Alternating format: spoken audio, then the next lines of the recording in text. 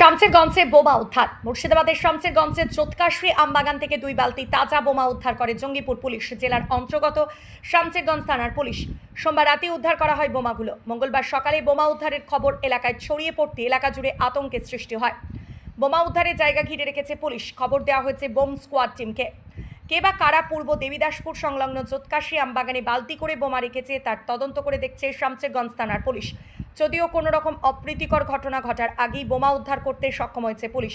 এভাবে আমবাগানে যারা বোমা রেখেছিল তাদের দৃষ্টান্তমূলক শাস্তির দাবি জানিয়েছেন সাধারণ মানুষ। আচ্ছা, দিয়ে এখন আমি আর কি পুলিশ আছে এখন? পুলিশ তো আছে বললে, পুলিশ আছে। এই যে বাগানের মধ্যে মানে বম পাওয়া গেল, তো কতটা ভয় লাগছে, আতঙ্ক ভয় লাগছে? তো লাগবেই, ভয় তো লাগবে। এটা কখন শুনেছেন? এই এখনই শুনলাম, তাহলে আতঙ্ক লাগছে। আমি তো চোখে দেখিনি, তাও সিয়ে টানতে গেল, দিয়ে শুনলে যে এরকম ব্যাপার, ঢোলেছে একটা বম দেখি। এটা কোন জায়গা?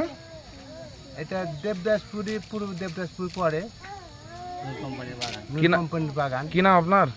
আমার নাম নুরবক্ত শেখ। কি নাম? নুরবক্ত শেখ। এই বম রেখে চলে এসেছে বাগানে, কেটা কিছু বুঝতে পারি না।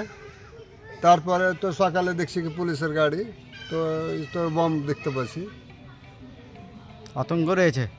আতঙ্ক তো হবেই, আমরা ই করছি, তো আতঙ্ক হবো না? আতঙ্ক আপনা মনে হয়েছি। এটা তো আম বাগান, এটা আম বাগান, লিচু বাগান। এইভাবে যারা বম রেখে যাচ্ছে এটা তো বড় সড়ো কোনো দুর্ঘটনা ঘটে যেতে পারে। হ্যাঁ, হতেও পারে। আপনার নাম কি? আমার নাম জঞ্জালি শেখ। গঞ্জালি শেখ। এটা কোন বাগান?